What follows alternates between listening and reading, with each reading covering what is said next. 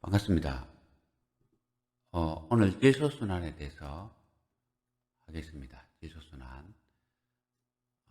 제가 지금 유튜브를 지금 목소리 넣고, 이제 그 편집하고를 오늘 두 번째 하고 있습니다. 이 유튜브의 매력도 알겠습니다. 제가 계속 블로그, 네이버 블로그에서는 뭐 상당한 인기가 있는데, 유튜브를 지금 도전해가지고, 지금 한 두 번째 보니까 유튜브가 블로그보다는 더 전달력 있겠다. 그리고 지금 제가 처음이라서 그런지 노력이 더 많이 들어가요. 그러고 이거를 몇 번 수정하고 합니다. 그래서 정확한 정보가 쉽게 전달될 것이라고 생각됩니다. 자, 그러면 오늘 질소순환에 대해서 이야기하겠습니다. 우리가 이 질소가, 우리가 지구상에서 질소가 이렇게 순환하는 것이 우리 물속의 질소순환하고 똑같습니다. 그러니까 뭐 우리가 이제 폐수 속의 질소순환을 질소 처리를 하려면은 질소 처리를 질소순환이 어떻게 되는지 알면은, 원리를 알면은 쉽게 적용이 되고, 그 다음에 변형도 됩니다. 그 다음에 이 질소순환이 우리 농사에도 똑같이 적용되고 있고, 그 다음에 우리 물고기 키우는 그 물고기 사육, 그 양식업에도 똑같이 적용되고 있습니다. 이 원리를 알아야 변형을 할 수가 있고, 다른 변수가 생겼을 때 그대로 적용이 가능합니다. 우리 좀 대기 중에 우리가 질소가 70%나 있습니다. 대기 중에 질소가. 그런데 우리 땅 위에는 질소가 부족합니다. 질소가 부족해. 이 질소가 우리가 단백질을 만들고 우리 이 생명의 근원이 됩니다.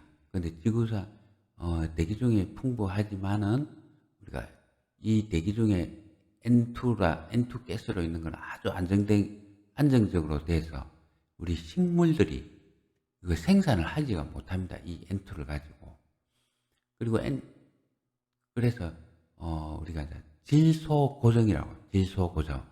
질소 고정을 통해서 우리가 생명체가 이용할 수 있는 질소로 바뀐다. 자, 그럼 질소 고정에 대해서 알아볼게요. 질소 고정은 일단 먼저 N2를 암모니아로 고정하는 균이 있는데, 이 균이 질소 고정을 해서 그 대기 중에 있는 질소를 우리 땅 위에서 암모니아로 바꿉니다. 그 다음에 대기 방전으로 해가지고 번개 같은 게 쳐서 N2를 NO3로 땅 위에 뿌려줍니다.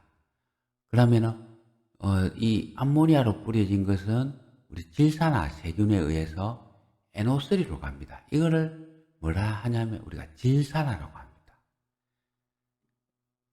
그 다음에 NO3가, 그러면 점점 대기 중에 있는 N2를 계속 암모니아로 NO3로 바꾸고 암모니아로 NO3로 가고, 그러면 대기 중에 NO3가 많아지느냐?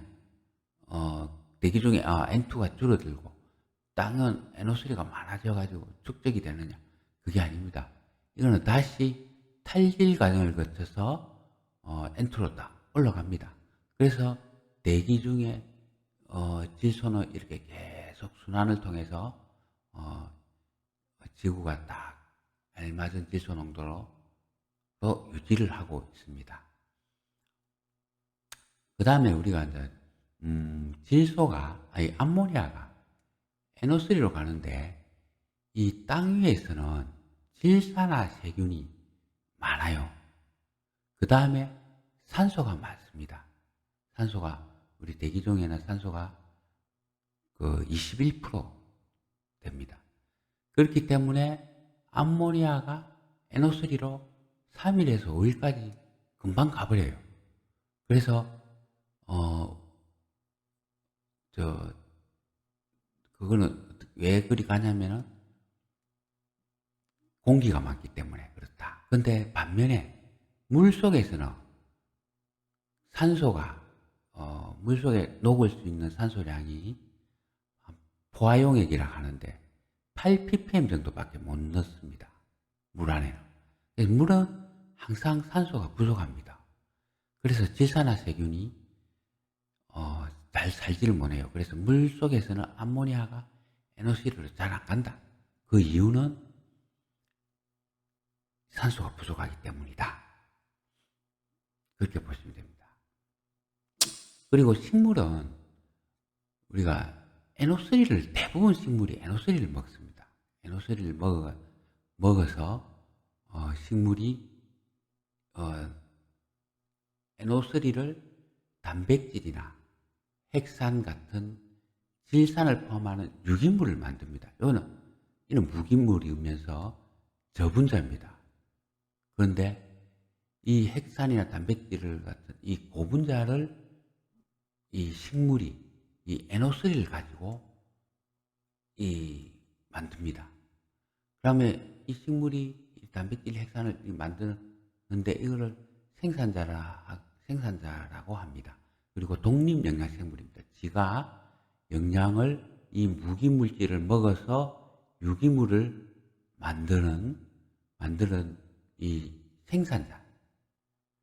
생산자이고, 이 단백질 핵산을 이렇게 유기물을 만드는데 이거를 우리가 폐수 처리용으로 유기퇴질소를 만들면은 이 생산자를 이 소비자, 종속영양생물이라고 하는데 이 동물 같은 게 이 식물을 먹고 이렇게 자랍니다. 자라고 이 배설물이나 똥을 싸고 배설물이나 그 다음에 사체는 이 분해자, 미생물 같은 분해자가 다시 분해를 합니다. 그 분해하면은 일단 분해가 되면 이게 처음이 이제 다시 여기에서 나온 유기퇴질소가 되죠. 유기퇴질소. 이것이 분해 과정을 거쳐 암모니아가 되고, 암모니아 되면 여기 요 똑같은 암모니아입니다. 이 암모니아가 NO3로 되고 다시 탈질세균에 의해서 N2로 됩니다. 이렇게 해가지고 질소가 요것도 질소가 계속 도는 거죠. 이런 식으로 계속 도는 거예요. 그러니까 지구상의 질소는 균형을 맞추고 있다. 이거고. 그 다음에 우리가 물 속에 왜 질산화가 잘 안 되느냐. 단적인 예를 우리가 농사 짓는 거에서 예를 들어가 이야기를 해보겠습니다. 농사, 이 암모니아를 섭취하는 작물이 한 두 종밖에 없어요, 지구상에. 대부분이 이 NO3를 섭취하는데, 우리가 흔히 접할 수 있는 그 쌀을 만드는 이 벼가 암모니아를 섭취해서 이렇게 생산을 합니다.